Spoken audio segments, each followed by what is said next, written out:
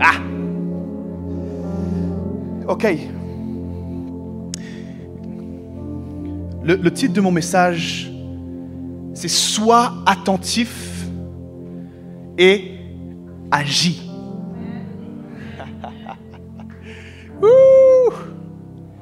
Vous savez, Dieu ne fait jamais les choses au hasard. Okay? Il y a eu un moment dans les Écritures où Jésus était entouré de personnes qui ne croyaient pas dans ce qu'il disait. Et puis, Jésus parlait, il annonçait les choses qui allaient arriver. Mais ses disciples ne recevaient pas ce qu'il disait. Alors à un moment, Jésus prend la parole et il dit, je paraphrase, il dit, si vous n'êtes pas capable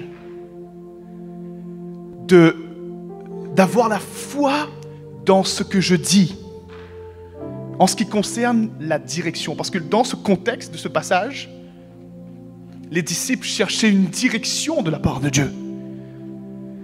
Parce que Jésus était en train d'annoncer qu'il allait partir, bref. Et qu'est-ce qui s'est passé à ce moment-là?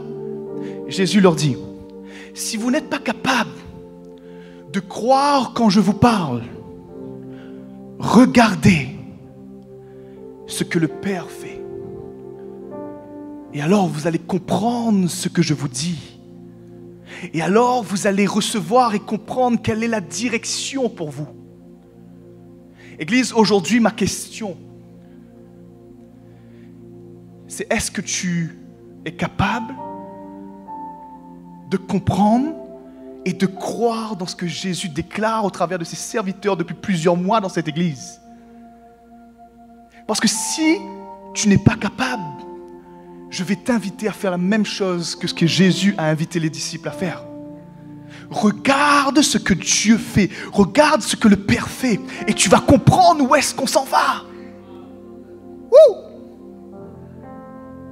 Je vais juste donner quelques points. On a fait une réunion pour les nouveaux leaders de Click. Et on était plus de 100 personnes qui étaient présentes dans cette salle. Un peu plus haut. Alors quand tu vois ça, qu'est-ce que tu vois? Est-ce que tu vois juste toi? Ou est-ce que tu discernes ce que Dieu est en train de faire? Peut-être que tu vas me dire, Sam, j'arrive pas à entendre la voix de Dieu comme toi ou comme qui que ce soit d'autre. Mais il y a quelque chose que je comprends là. Dieu est en train d'agir. Vous savez, lorsque cette prière pour les ouvriers, c'est avoir des ouvriers, des gens qui travaillent dans le royaume de Dieu pour avancer. C'est ce qui est plus difficile dans une église. Avoir un crowd, avoir du monde qui vient, c'est facile. Quelques stratégies de marketing, puis aussi la puissance de Dieu qui se manifeste, les gens vont venir, c'est sûr et certain. Mais avoir des gens qui se lèvent et qui s'engagent, ça c'est autre chose. Pourquoi? Parce que ça demande une révélation de la part de la personne. De se dire, moi je veux marcher pour Jésus, moi j'embrasse la cause, parce que je vois où est-ce qu'on s'en va. Mais ce que je ressens dans l'esprit, c'est qu'il y a beaucoup de monde qui commence à venir à l'église, qui s'engagent, mais qui n'ont pas encore saisi ce que Dieu est en train de faire. Et c'est cela mon message aujourd'hui. Sois attentif et agis. On a eu ces réunions leadership, c'était incroyable. Beaucoup de gens veulent s'investir et ont commencé à créer des nouvelles cliques. Vous savez, j'aime dire ces choses-là pour ceux qui ont peur souvent d'ouvrir une clique ou de prendre un... Oublie le mot clique. Pense juste ton cercle d'influence. Ok? Donne à Dieu l'occasion de se manifester au travers de toi en élargissant ton cercle d'influence. En créant de l'espace pour que d'autres puissent être touchés par ce que toi tu as vécu avec Dieu. Vous comprenez? C'est simplement ça. C'est de dire, ok, tu sais quoi? Seigneur, aujourd'hui, j'ai vécu quelque chose de puissant avec toi. Ok, maintenant, je veux ouvrir un espace. Le mercredi soir, à 19h, chez moi ou ailleurs, j'appelle mes amis, j'appelle mes contacts. Viens, s'il te plaît, il y a quelque chose qui va se passer. Et après, on laisse Dieu faire. Vous savez, un jour, je posais la question à un pasteur. Je disais, je venais d'être touché par Dieu. Et puis, je lui disais, mais comment ça se fait que toi, tu vois autant de miracles dans ta vie? Comment ça se fait qu'il y a tellement de transformations dans ton entourage? Je lui dis, mais qu'est-ce qu'il faut faire? Quand je prie pour les gens, je ne vois pas de miracles. Alors que toi, quand tu pries, il y a des miracles. Et puis là, il me répond une chose très, très simple. Prie pour plus de monde. Et là, je dis, mais attends, je ne comprends pas. Écoute-moi bien, c'est mathématique. Si dans 365 jours, tu as prié pour 5 personnes, ta probabilité d'avoir un miracle, elle est de 5. Ok? Mais si tu as prié pour 1000 personnes, ta probabilité, elle augmente. Et c'est là que tu vas commencer à expérimenter des choses que tu n'aurais pas expérimentées si tu t'étais limité à 5 personnes. Vous comprenez ce que je veux dire? Et c'est là que j'ai commencé à dire, ok, tu sais quoi, je vais aller et je vais le pratiquer comme jamais auparavant. Je vais appeler mes amis, je vais pratiquer. Et c'est là que j'ai commencé à vivre le miracle de Dieu, des miracles incroyables de Dieu, alors que j'ai tout simplement ouvert ma zone d'influence. Vous comprenez? L'importance de faire confiance à Dieu pour qu'il nous utilise. Alors, à notre événement, on a fait un reset. 250 personnes sont venues. Les amis, écoutez-moi bien. Si tu ne comprends pas là où Dieu nous amène, c'est qu'il y a un problème. Il faut se réveiller. Et juste apprendre à penser comme Dieu. Vous savez, quand j'étais dans ce reset-là, à un moment donné, je me suis juste assis avec Dieu. Il était avec moi, puis il m'a permis de regarder ce qui se passait, mais avec sa perspective à lui. Avec ce que lui, il ressentait quand il voyait tout ce monde-là ici, quand il voyait les gens qui prêchaient. Il pouvait me montrer ce qui allait se passer dans les prochains mois. Mais vous savez, si je n'étais pas à cet endroit-là, à ce moment-là, peut-être que je n'aurais pas vu ce que j'ai vu là. Vous comprenez? Et j'aimerais vous encourager aujourd'hui, Église, à passer dans une autre dimension de votre vie. Apprenez à être attentif. Soyez attentif. Et c'est là toute la profondeur du message. On va lire ensemble dans Romains 13, 11. On va juste revoir, parce que vous savez, lorsque Pasteur Georges déclare des choses, lui, il suit Dieu, ok? Et il dit ce que Dieu lui dit pour l'Église. Maintenant, toi, tu l'entends ce qu'il dit. Nous, on entend ce que Dieu dit au travers de lui. Mais ce n'est pas tout d'entendre juste ce que le Pasteur Georges dit. Il faut que toi, tu saisisses ce que Dieu dit pour ta propre vie et pour l'Église. Parce que c'est cela qui va faire que tu vas entrer dans le pas avec nous. Et que tu vas aussi bénéficier de la faveur que Dieu déverse en ce moment dans notre maison.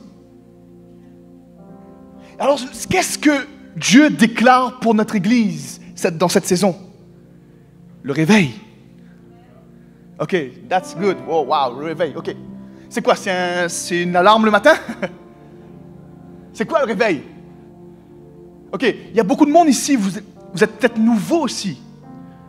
Mais comment je me mets à ta place? Quand je te parle de réveil, qu'est-ce qui se passe dans ta tête?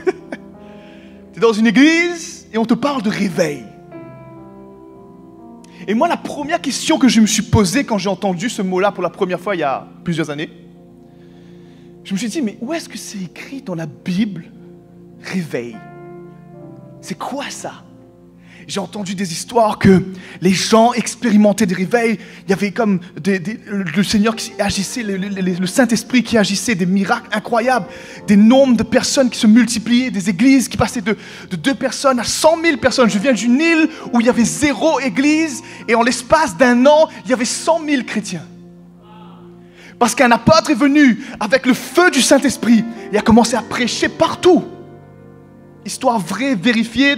Tout est écrit, tout est documenté. Mon propre père était l'un des assistants de cet apôtre. Enfin, l'assistant, dans le sens, il était dans son sillage. C'est pour vous dire que Dieu ne fait jamais rien au hasard. Ok? Et qu'est-ce qui se passe ici en ce moment? On parle de réveil. Ok, moi je me suis dit, ok, c'est quoi concrètement le réveil? Est-ce que c'est comme une effusion de l'esprit qui sort du ciel, qui tombe, et puis tout d'un coup, les gens sont... La ville est en dessous, puis tout d'un coup, oui, c'est une des manières que le Saint-Esprit agit. Mais qu'est-ce que le réveil? Et on va le lire ensemble dans ce passage.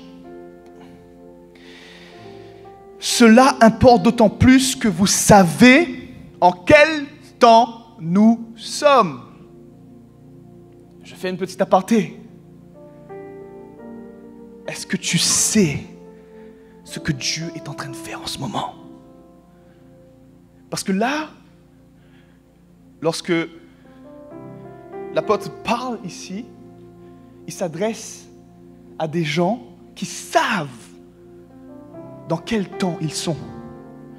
Nous, on le sait. C'est le temps du réveil.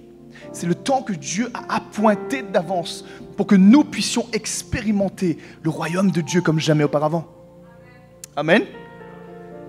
Alors voici ce qu'il est dit. C'est l'heure de quoi? De vous réveiller. Enfin du sommeil. Car maintenant, le salut est plus près de nous que lorsque nous avons cru. La nuit est avancée. Le jour approche. De quel jour il parle? L'avènement de Jésus. Jésus qui revient pour prendre son Église. Dépouillons-nous donc des œuvres des ténèbres et revêtons les armes de la lumière. Marchons honnêtement comme en plein jour, loin des excès et de l'ivrognerie, de la luxure et de l'impudicité, des querelles et des jalousies, mais revêtez-vous du Seigneur Jésus-Christ. Et n'ayez pas soin de la chair pour en satisfaire les convoitises. Le passage ici est très clair. Il est temps pour nous de nous réveiller. Et qu'est-ce qui se passe quand un réveil prend place dans une église? Quand un réveil prend place dans une nation? Les gens, les individus de l'église comme nous, ok? Qu'est-ce qui se passe? On se dépouille des œuvres des ténèbres. On est convaincu qu'il faut arrêter ces choses. S'il y a des pratiques que nous faisons, s'il y a des tendances que nous avons, s'il y a des choses que nous savons qui ne glorifient pas Dieu dans notre vie, on choisit de nous dépouiller de cela. Ça, c'est un signe du réveil. Et la deuxième chose, c'est que tu revêts de tous les armes de la lumière. Tu commences à te revêtir de Jésus-Christ lui-même. Pourquoi? Parce que tu ne pourras jamais être dépouillé de ces choses-là sans lui. Ok? Donc c'est pour cela que c'est les deux choses qui se passent. La première chose qu'on doit voir, c'est que des personnes se consacrent. C'est que des personnes décident de changer de vie et de marcher avec Jésus. Que des personnes que nous choisissons de changer de direction et de marcher avec Jésus. Amen? Il y a un petit peu moins de... Les amis, j'ai une bonne nouvelle pour vous. Jésus est mort à ta place, à ma place. Donc c'est pas en ayant, entre guillemets, un plan spécial pour arrêter de pécher que tu vas pouvoir changer. Mais simplement en t'abandonnant entre les mains de Dieu et en te mettant à croire réellement dans ses promesses pour ta vie. Et à croire dans son amour, et à expérimenter son amour. Et de manière simple, et de manière automatique, tu vas t'éloigner de ces choses-là. Amen. Quelqu'un qui est là? Il y a quelqu'un qui est là? My God, le temps passe tellement vite.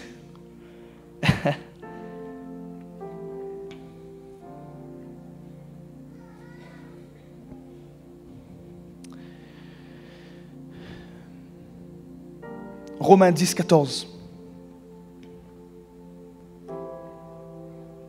Comment donc invoqueront-ils celui qu'ils n'ont pas cru? Ou comment croiront-ils en celui dont ils n'ont pas entendu parler? Et comment entendront-ils parler s'il n'y a personne qui prêche?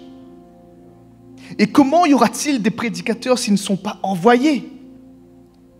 Selon qu'il est écrit qu'ils sont beaux les pieds de ceux qui annoncent la paix, de ceux qui annoncent de quoi? De bonnes nouvelles.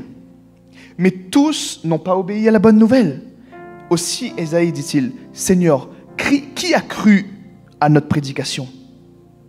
Ainsi, la foi vient d'où? De ce que l'on entend. Et ce que l'on entend vient d'où? De la parole de Christ. La semaine dernière, le pasteur a partagé sur la loi supérieure, qui est celle de la foi. Mais comme il disait aussi, on a tous une croyance dans quelque chose. Écoute-moi bien, il ne s'agit pas là de la foi dans tes projets. Il ne s'agit pas là de la foi dans tes désirs et puis ce que tu veux accomplir. C'est de la foi en Jésus-Christ. Et la foi dans quoi? Dans ce qu'il a accompli pour toi. Et à partir de cette foi-là, les choses vont prendre place dans ta vie. Parce que les Chinois ont la foi.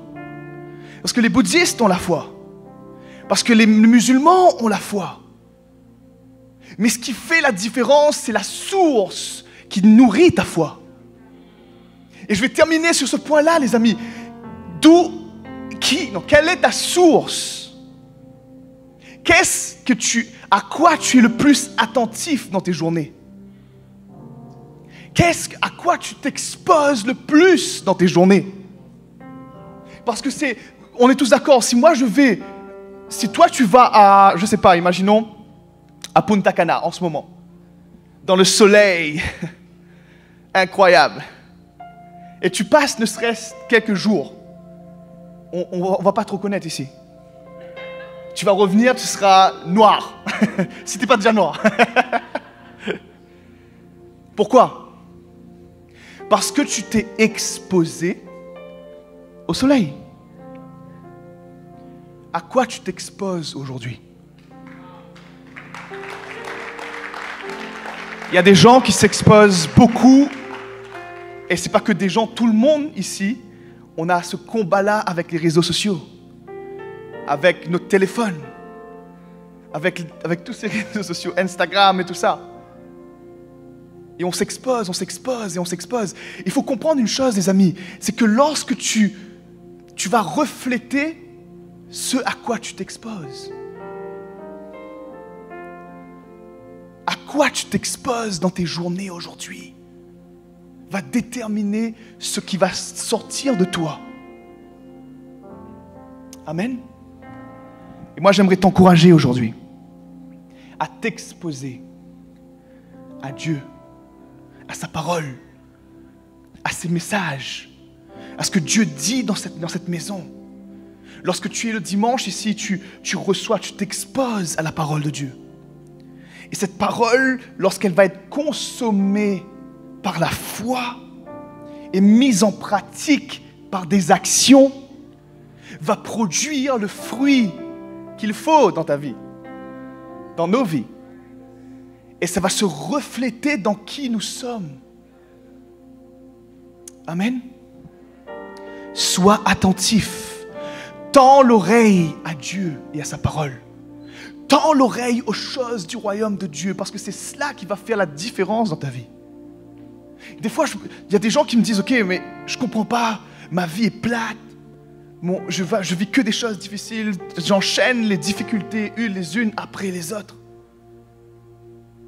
Et la question que je pose en général quand quelqu'un me parle comme ça, c'est, mais tu fais quoi dans tes journées? Certains, c'est les jeux vidéo. Les autres, c'est souvent en voyage. D'autres, ça va être travailler du matin jusqu'au soir. Je ne suis pas contre toutes ces choses-là, parce que moi aussi, bon, les jeux vidéo en ce moment, non, mais il y a des moments où on chill, il n'y a pas de problème. Il n'y a pas de problème. Mais si tu devrais faire un bilan aujourd'hui de ce à quoi tu t'exposes le plus dans tes journées, ce serait très intéressant. Pas pour s'accuser, s'auto-accuser, non, mais c'est pour dire, Seigneur, aide-moi à passer à un autre niveau et à avoir des objectifs. Dire, Seigneur, tu sais quoi? Je vais prendre plus de temps à prier. Je vais ajouter un 15 minutes, je vais ajouter un 30 minutes, je vais prendre plus de temps à réécouter les messages qui sont prêchés ici. T'as d'autres qui vont écouter des messages de la planète entière. Sauf que Dieu parle de manière spécifique à chaque église. On est d'accord ou pas? Le livre de l'Apocalypse nous en témoigne. Dieu s'adresse à l'ange de l'église de tel endroit, de l'église de tel endroit. Et les paroles que Dieu dit à chaque église sont différentes. Parce qu'elles sont en fonction de l'appel de l'église, elles sont en fonction de la saison dans laquelle l'église se trouve. Et c'est pour cela, les amis, qu'avec le pasteur Georges, avec l'équipe ici, on insiste sur le fait qu'il faut vraiment qu'on soit intentionnel à nous exposer à ce que Dieu dit dans notre maison. Je ne vous dis pas d'arrêter d'écouter toutes les autres prédications, ce n'est pas ce que je vous dis. Mais ce que je vous dis, c'est que le ratio devrait être plus bas. Vous comprenez? À quelle source t'es-tu connecté? C'est cela qui va déterminer ta vitesse aujourd'hui. Et c'est cela qui va déterminer aussi ta percée. Amen. Est-ce qu'on peut se lever là où on est maintenant?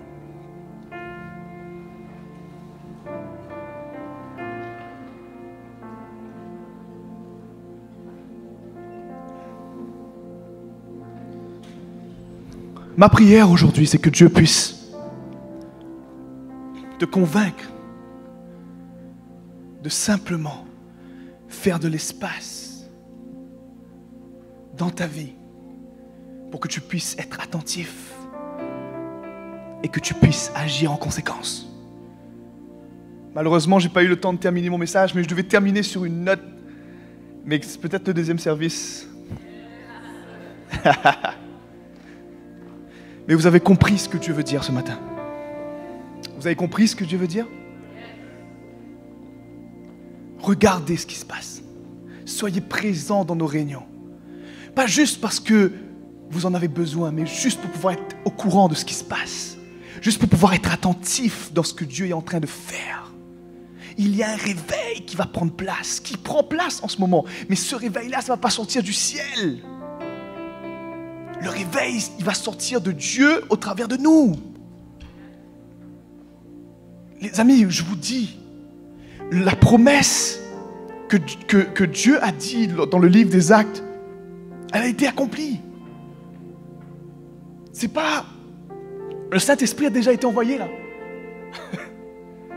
C'est pas comme si qu'il va être à nouveau envoyé, il a déjà été envoyé. Il est déjà là. Et il attend juste qu'un cœur s'ouvre pour entrer et pour l'utiliser pour la gloire de Dieu. Alors es-tu prêt ce matin juste à être touché par l'amour de Jésus qui veut simplement te mettre sur pied solidement pour que tu puisses avancer dans le nom de Jésus, dans l'autorité de Jésus et faire la différence dans ta ville, faire la différence dans ta famille, faire la différence dans ton quartier, faire la différence dans Montréal. Yes? Lève les mains là où tu es. Père, dans le nom de Jésus, que ta présence fasse la différence maintenant. Alors que ceux et celles ici présentes comprennent conscience maintenant que tu veux les parler, que tu veux leur montrer la direction. Alors Seigneur, je prie maintenant que tu ouvres leurs oreilles, que tu ouvres leurs yeux spirituels, que tu ouvres leurs oreilles spirituelles pour qu'ils puissent entendre ce que tu veux dire à ton Église et pour qu'ils puissent comprendre là où tu amènes ton Église que nous sommes. Parce que Saint-Esprit, c'est toi le vrai pasteur de cette Église. Nous sommes à ton service. Alors je te remercie, Jésus, pour ce que tu fais. Que ta main maintenant descende maintenant sur ton peuple. Et que quelque chose se passe dans le cœur de quelqu'un maintenant. Alors qu'on va entrer dans cette louange, cette adoration maintenant, je prie que quelque chose se passe dans ta réalité maintenant. Je ne sais pas ce que tu as besoin d'être délivré. Je ne sais pas si c'est de l'addiction que tu as besoin d'être délivré. Je ne sais pas ce qui t'empêche de voir et de percevoir ce que Dieu a prévu pour toi. Mais maintenant, c'est le moment de dire que dans le nom de Jésus, je renonce à ce qui m'empêche d'avancer. Je renonce à cette addiction maintenant. Dis-le là où tu es. Dis, je renonce. Je renonce à cette addiction. Je renonce à ce péché. Et maintenant, je décide de m'exposer à la lumière de Jésus-Christ. Je décide de revêtir Jésus là où je suis maintenant. Je déclare que ma famille sera sauvée. Je déclare que mes enfants seront guéris. Je vois une petite fille. Il y a quelqu'un ici, tu pries pour ta petite fille. Et le Seigneur me dit de te dire que je vois la puissance va se manifester dans ta maison. Et ce que je vois maintenant, c'est que cette petite fille va être totalement, miraculeusement guérie. Je ne sais pas si cette personne est ici présente ou en ligne, mais Dieu va faire quelque chose. Et si tu as un enfant malade, attrape maintenant ce miracle pour toi. Dans le nom de Jésus. Père, dans le nom de Jésus, je déclare maintenant que toute malédiction, que toute chose familiale qui tient ton peuple maintenant au nom de Jésus-Christ sont brisées maintenant. Et je les déclare libres maintenant de courir avec toi. Libre d'entendre ta voix, Jésus. Et dans le nom de Jésus, je déclare que tu les équipes maintenant pour ce réveil que tu es en train de produire dans ton Église. Et je déclare que nous allons voir cette ville être touchée par ta puissance, par ton amour. Je déclare que nous allons voir des centaines de milliers de personnes affluer dans cette Église. Non pas à cause d'un prédicateur, non pas à cause d'une Église, mais à cause de l'œuvre de ton esprit dans la vie et au travers de ton Église. Dans le nom de Jésus, Père. Sature ce lieu maintenant. Let's go, let's go, let's go.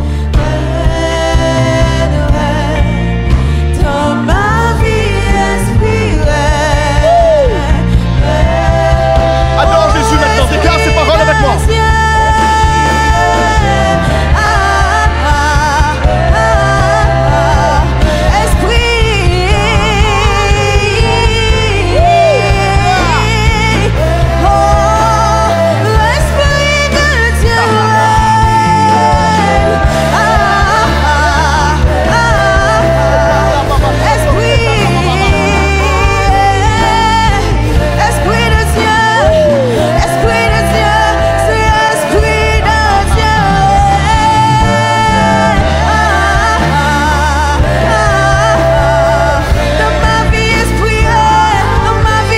Ici, vous allez expérimenter la puissance de Dieu dans vos familles.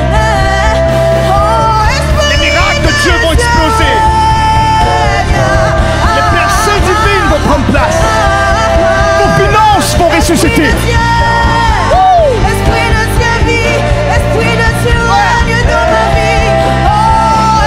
Reçois là où tu es, reçois là où tu es, maintenant, maintenant, maintenant.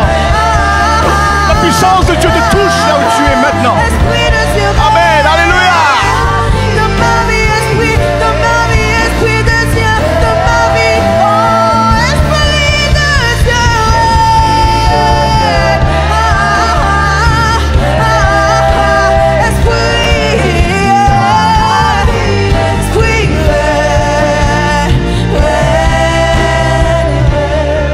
tu es venu pour la première fois aujourd'hui, je t'invite maintenant à venir à l'avant. Je crois que on voudrait t'accueillir ce matin. Est-ce qu'on peut juste faire un tonnerre d'applaudissements pour ceux et celles? Lève ta main là où tu es. Si tu es venu pour la première fois aujourd'hui, lève ta main, lève ta main. Bienvenue. Bienvenue. S'il te plaît, n'aie pas peur. Viens à l'avant. J'aimerais juste terminer ce moment-là. Yes, merci, merci, bienvenue. Yeah!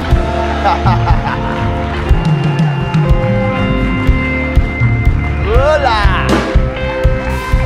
Woo!